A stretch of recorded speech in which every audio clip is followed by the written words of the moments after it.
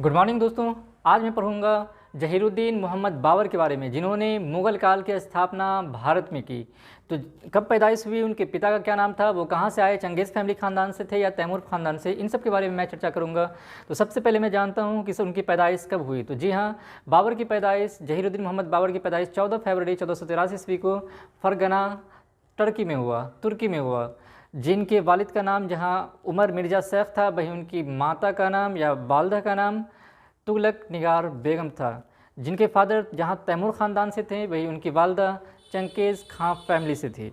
जब वो 14 साल मात्र 11 साल की उम्र में होते हैं तो उनके पिता का देहांत हो जाता है।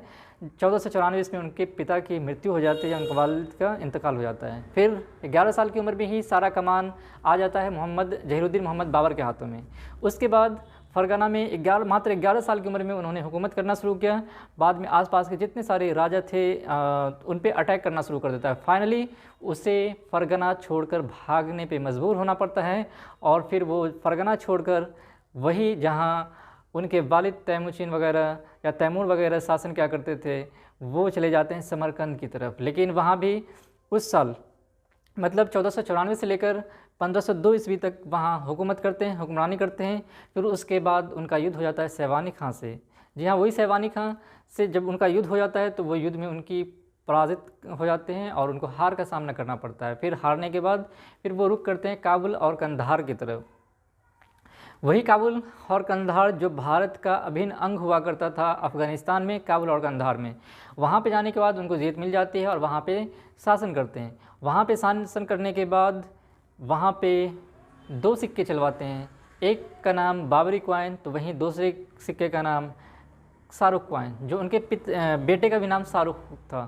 तो बाबरी क्वाइन, और वहाँ की जनता में लगभग हर बंदे को एक एक चांदी के सिक्का गिफ्ट किया जाता है। ये चांदी के सिक्का गिफ्ट होना, जैसा कि मोदी सरकार ने भी कहा था कि हम 15-15 लाख रुपये हर बंदे को देंगे, उसी तरह उन्होंने लेकिन दिया या नहीं दिया पता नहीं, तो उसी तरह बाबर ने सबसे पहले हर आदमी को सोने का एक एक सिक्का दिया, जिससे जनता खुश होकर उसे कलंदर की उपाधि दे दी। जी हाँ, तो बाबरी क्वाइन चला काबुल में और कंधार में चला शाहरुख क्वाइन। उसके बाद वहाँ भी इकोनॉमिक क्राइसिस आ जाने के कारण वहाँ भी उन्हें स्टेबिलिटी नहीं मिल पाती है। फिर उसके बाद जब वो भारत की तरफ रुख करते हैं, जहाँ सिंध और गुजरात में कई अटैक करता है। सिंध में जहाँ अटैक करते हैं, फिर उसके बाद कश्मीर में 3 अटैक, उसके बाद 1919 में अटैक करता है सबसे पहले सिंध में, उसके बाद 3 अटैक करता है कश्मीर में। उसके बाद उस टाइम में लोधी हुकूमत चल रही होती है दिल्ली में, नॉट अ मोदी, लोधी हुकूमत। फिर जब लोधी हुकूमत चल रही होती थी, उनके शासन से उनके चचा खुश नहीं थे, जिनका नाम था दौलत खान लोधी और इब्राहिम खान लोधी। तो जो उनको स्वर्ण मिला हुआ था दिल्ली का और दूसरे को पंजाब का, उन्होंने इन्वाइट किया बाबर को कि अगर आपको लूटपाट ही मचानी है तो लूटपाट आकर मचाएं यहाँ दिल्ली में। अगर लूटपाट मचानी तो सिंध और पंजाब के एरिया में कुछ भी नहीं रखा है। फाइनली राजस्थान के राजा महासंग्राम सिंह का भी यही कहना होता है। उनको लगता है कि उनके बाप दादा की तरफ तैमूर की तरफ वो आएंगे और भारत से लूटपाट करके चले जाएंगे, लेकिन ऐसा नहीं होता है। फाइनली युद्ध लड़ा जाता है, पानीपत का युद्ध, जो भारत के अफ़गानी इब्राहिम लोधी और तुर्की बाबर के बीच में। ये काफ़ी लंबी सेना इनका हुआ करता था। ये सारी सेना को लेकर जाते हैं और वहाँ पे पहली बार भारत में बम और बारूद का इस्तेमाल किया जाता है बाबर की सेनाओं के द्वारा, और फाइनली बाबर को जीत मिल जाती है और बाबर यहाँ पे एक स्टेबिलिटी मिल जाती है। और बाबर, जैसा कि पिछले लोधी का भी राजधानी हुआ करता था आगरा, बाबर भी अपना राजधानी आगरा को बनाता है। उसके बाद ये जो संग्राम सिंह हैं, उन्होंने वादा किया था कि हम इस युद्ध में आएंगे, आपका साथ देंगे, लेकिन जब इनको लगता है कि इनको शासन में मतलब साथ नहीं ये रहने के लिए आया है, तो ये इनका साथ नहीं देते। फिर अगली बारी है महासंग्राम सिंह और बाबर के बीच। तो अगला युद्ध होगा बाबर और महासंग्राम सिंह के बीच, जो 1527 में लड़ी जाएगी।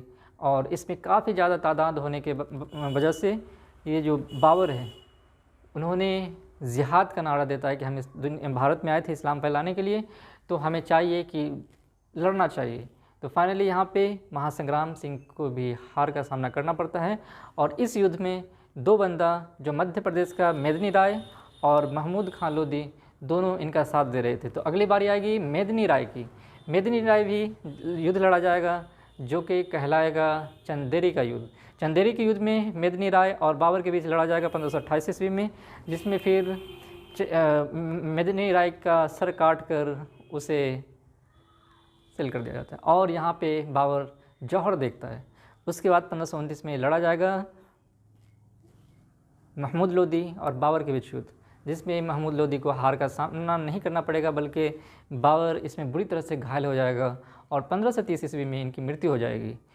फाइनली हम बात करें बाबर के बारे में, बीसे बाबर, तो बाबर को सबसे ज़्यादा जो शौक़ था वो था बागवानी का, इसलिए उन्होंने कई बागवानी बनाए। पानीपत